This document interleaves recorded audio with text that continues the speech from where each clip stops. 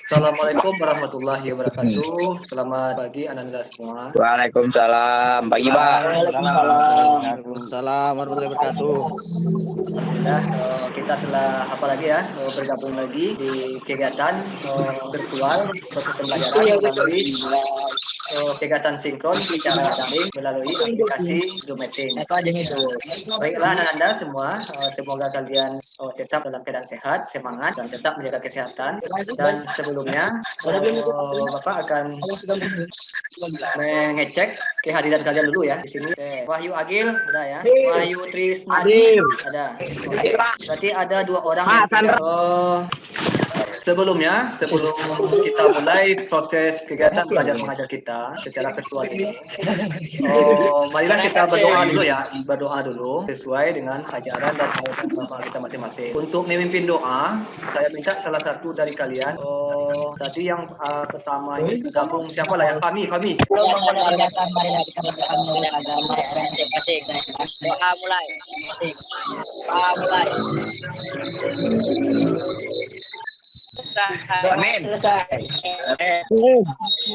Assalamualaikum warahmatullahi wabarakatuh. Waalaikumsalam warahmatullahi wabarakatuh. Dan Anda pada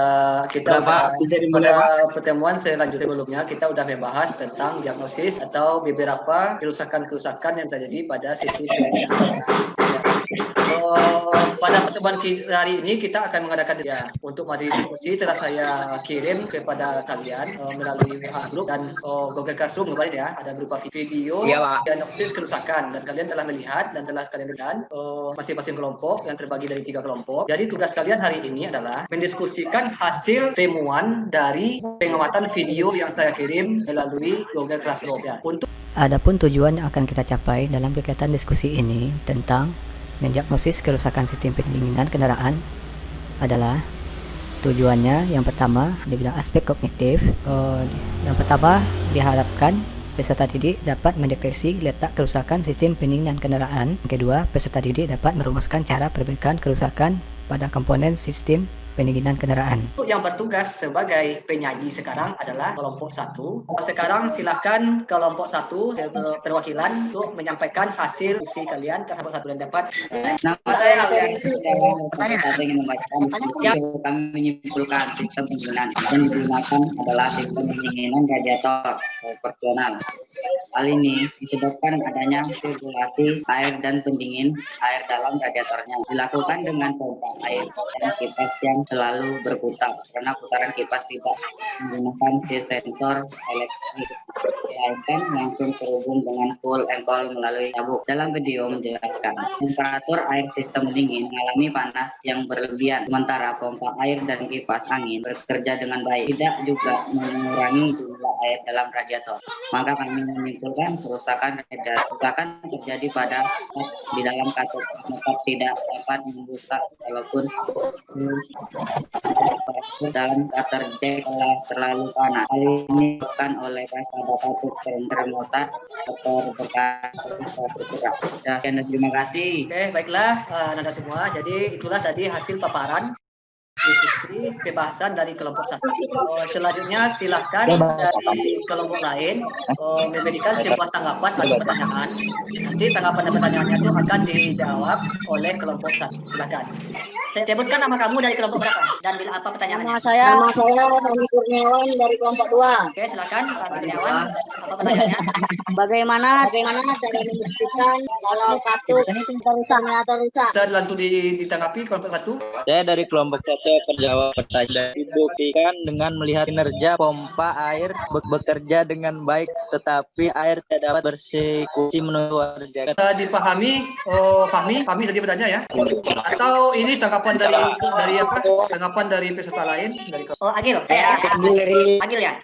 Ya Pak, dari kelompok 3. Dari kelompok 3, oke. Agil dari kelompok 3, silakan. Apa tanggapan lainnya? Di air panas, Pak. Dengan cara merendamnya dengan air panas. Ya. Udah. Kita bisa cara membongkar air mencapai 70 derajat Celcius dan suhu katuk harus membuka lebih kurang. Benar kali jawaban dari teman kalian tadi ya, jawaban dari Fahmi tadi ya, Fahmi dari kelompok 2 dan Agil dari kelompok 3. Bagus sekali dari jawaban-jawaban Anda semua. Sekarang kita lanjut ke sesi pertanyaan kedua. Siapa yang mau bertanya lagi? Tolong yang bertanya tunjuk tangan. Pada suhu pada temperatur berapakah seharusnya katup dapat membuka? Oke. Bisa dipahami ya apa kelompok 1? Pertanyaan dari kita tadi, kepada suhu berapakah katup termostat tadi harus membuka gitu ya? Saya. Siapa saya nih? Bilang namanya, nama. Angkat tangan dan nama. Aulia Rizky. Oke, silakan Anda Rizky. Beberapa persepsi buku yang kami baca, katup termostat akan membuka pada saat temperatur air pendingin dalam water jack 70 sampai 80 derajat Celcius. Ya, bisa dipahami ya. Diki Fernando, atau tanggapan dari teman yang lain? Bisa ada yang bisa menambahkan? Tanggapan saya, Pak. Siapa? Namanya siapa? Ya, Bismillah Topan. Oke, Bismillah Topan. boleh. Apa tanggapannya? Ya, dari pengalaman praktek magang kami, pernah menanyakan perihal tersebut kepada mekanik bengkel. Bahwasanya katup termostat baru akan terbuka ketika 90 derajat Celcius.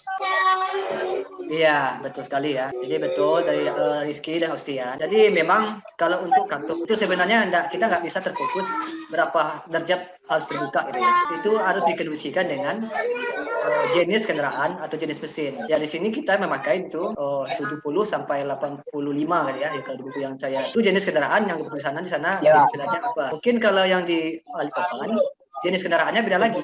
Tapi intinya sesuai dengan spesifikasinya tadi, ada pengaturan kapan harusnya katup tadi terbuka, kapan dia harus menutup tuh gitu ya. Jadi jawabannya pembelajaran tadi yang telah dipaparkan oleh ada kan 2 pertanyaan tadi ya. Yang pertama, bagaimana kita membuktikan katup termostat tadi telah, yang kedua pertanyaannya, pada suhu berapakah katup termostat tadi akan mulai membuka, begitu ya. Pertanyaan nomor 1 tadi sudah dijawab dan disimpulkan. Jadi untuk katup termostat tadi membuktikannya bisa kita lakukan perlakuan yang pertama dengan melihat sirkulasi air sistem pendingin. Apabila air sistem pendingin tadi tidak bersirkulasi pada radiator dan selang-selangnya dan tidak masuk ke water jacket, maka dikatakan katup termostat sudah rusak. Karena katup termostat itu adalah sebagai pintu ya, pintu pembuka dan penutup. Ya, apabila kita biarkan berlarut-larut, itu akan menyebabkan overheat atau mesin panas, keliban panas. Cara yang keduanya yaitu ya bisa juga kita langsung bongkar katup termostat dan lakukan penguji cobaan dan rendam pada air panas dengan suhu yang dibilang tadi kita 70 derajat sampai 85 derajat. Seharusnya katup termostat tadi akan dibuka sekitar 8 mm. Katup termostat tadi harus pada suhu 70 derajat Celcius baru harus membuka, karena itu adalah suhu ideal mesin ya. Karena dianggap suhu ideal mesin itu berada pada posisi 70 derajat sampai 85 derajat. Itu tergantung seperti bilang tadi ya, tergantung jenis kendaraan, jenis mesinnya. Bisa jadi lebih seperti yang tergantung mesinnya. Berarti pada suhu tersebutlah dia berada pada posisi ideal bekerja mesin. Dia nggak boleh lebih dingin dari itu, tidak boleh panas dari itu. Bisa dipahami Anda semua? Bisa. Ya, saya pikir kegiatan diskusi sekarang cukup menarik ya. Untuk selanjutnya, untuk pertemuan selanjutnya, sekarang sebagai penyaji kelompok 1. Untuk pertemuan selanjutnya nanti sebagai penyaji kelompok 2 lagi ya, kelompok 2. Dan yang memberi pertanyaan nanti adalah kelompok 1 dan kelompok 3. Dan kelompok yang menanggapi itu bebas secara individu gitu ya. Ya. Untuk permasalahannya nanti, atau diagnosis kerusakannya nanti, saya juga akan nanti kirim berupa video permasalahan atau diagnosis kerusakan melalui Google Classroom. Silahkan kalian masuk ke Google Classroom nanti setelah saya kirim linknya, dan kalian diskusikan secara berkelompok dan kita bahas pada pertemuan selanjutnya. Oke, terima kasih saya ucapkan kepada Anda semua yang telah ikut bergabung pada proses pembelajaran hari ini. Sekian dulu untuk proses kegiatan belajar mengajar kita pada hari ini. Sebelum kita tutup, marilah kita berdoa dulu sesuai dengan ajaran dan kepercayaan agama kita masing-masing. Berdoa mulai. Berdoa selesai ya. Assalamualaikum warahmatullahi wabarakatuh. Selamat Waalaikumsalam. Pagi pada pertemuan berikutnya. Waalaikumsalam warahmatullahi wabarakatuh.